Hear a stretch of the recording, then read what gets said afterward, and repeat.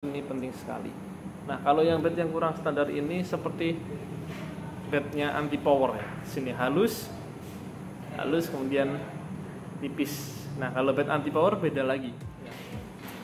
Assalamualaikum warahmatullahi wabarakatuh. Selamat datang channel Aji Pingpong. Kali ini di channel Aji Pingpong akan meneruskan yang sebelum video yang tentang bagaimana memilih bed terhadap atau digunakan untuk pemula. Nah, di sini saya akan membawa bed yang mana bednya itu standar dan bednya yang kurang standar. Oke, ini yang kemudian ini yang kurang standar. Ini dibelinya langsung jadi ya dari bed. Oke, sudah terpasang karetnya. Kemudian yang satunya lagi ini yang standar. Ini beli kayunya sendiri, kemudian karetnya terpisah. Yuk kita bedakan. Untuk karet yang standar, kita bisa lihat sisi sampingnya di sini. Ya, di sini mempunyai kekenyalan ya. Ya, di sini bahkan keras. Kemudian kalau dijatuhin berasa pantulannya. Oke, bisa terlihat di sini. Nah, di sini ketebalannya macam-macam. Untuk ketebalan karetnya macam-macam. Ada yang untuk ini kan karet yang polos, ada yang 1,8 sampai 2,2. Oke, terus selanjutnya bed yang standar ini kalau bola ini ditempel kemudian digeser, nah ini ada gigitannya ya, jadi bola ini serasa berhenti. Oke, nah ini yang standar, bed yang normal. Kemudian ada lagi bed yang asli dan nah kalau asli ketika disampingkan gini, nah ini berasa kilapannya ya.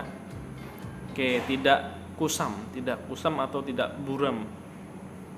Nah, dulu saya pas zaman masih SD pernah kebetulan ayah saya beli, dan karetnya dulu beli karet Mafed AD ya, Saka Mafed AD yang dulu itu harganya sekitar 180 sampai 240-an, dan ayah saya dapat harganya yang cuma 90 sampai 100 ribu. Dan ternyata di situ kata pelatih palsu, kemudian saya dikasih tahu.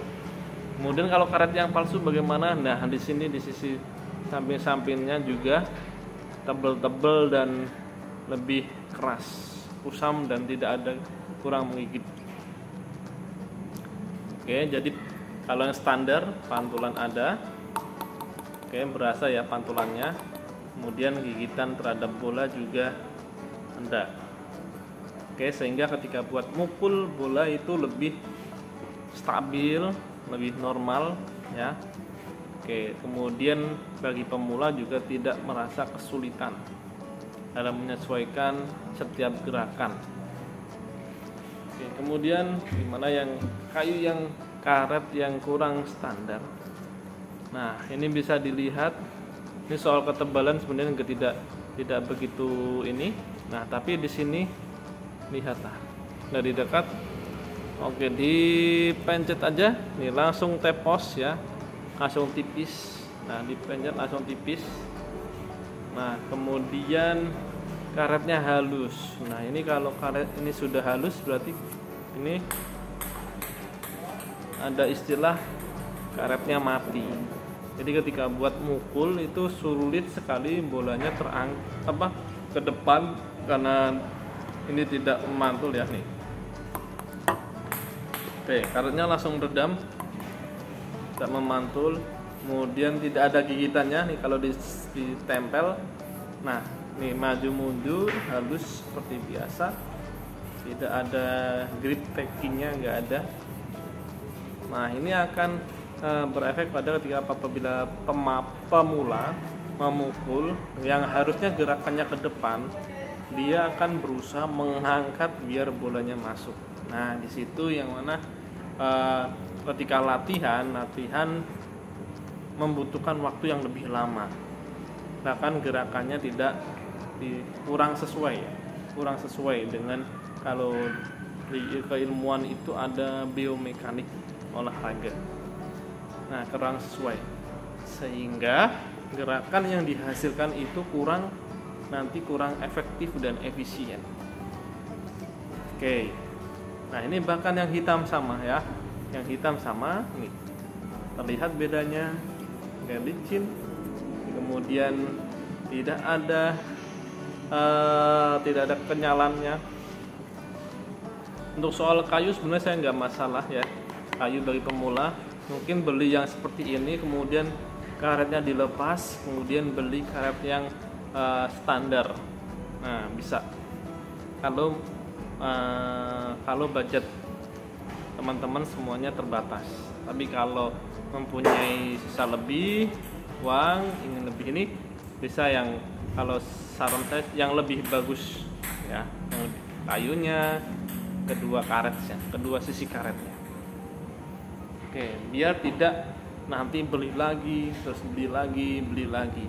karena karet bed yang standar itu apabila digunakan untuk seorang pemula itu cukup awet ya, bertahan lama, tidak butuh tidak boros, asalkan perawatannya benar. Perawatannya bagaimana? Ketika habis dipakai, kemudian dibersihin pakai air, boleh air, kemudian pakai busa dibersihin debunya, atau yang mungkin ada minyaknya dibersihin. Kemudian bisa pakai kanebo, tapi jangan ditekan banget, nanti biar teksturnya nggak terlalu hilang. Cukup debunya yang dihilangkan ya. Setelah itu baru disimpan, masukkan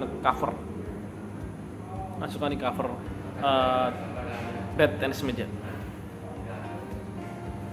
Oke, jadi penting sekali ya buat teman-teman semuanya untuk memahami, untuk yang ingin mulai belajar tenis meja, memahami bed yang standar dan yang kurang standar, ini penting sekali. Nah, kalau yang bed yang kurang standar ini seperti bednya anti power ya. Sini halus, kemudian tipis. Nah, kalau bed anti power beda lagi ya. Di sana bednya standar, tapi memang karakternya hampir mirip, tapi standar masuknya. Dan ada regulasinya dan termasuk di ITTF juga. Baik, sekiranya untuk sharing tentang apa bedanya bed standar dan bed kurang standar, dan kemudian rasanya bagaimana, pasti feel-nya beda ya ketika mendorong. Bed yang standar ini mendorong itu sudah otomatis maju ke depan, bisa lurus. Kalau bed ini perlu mengangkat, perlu apa kayak lah, dan banyak, sehingga gerakan seorang yang ingin berlatih itu kurang stabil. Nah, kalau ini bisa langsung gerakannya yang tepat, bola lebih stabil.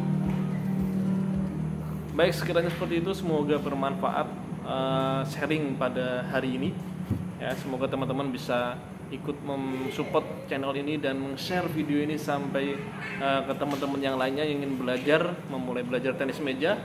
Jangan lupa like, komen, dan share, kemudian pasti subscribe ya. Selamat mencoba. Salam olahraga tenis meja. Bye.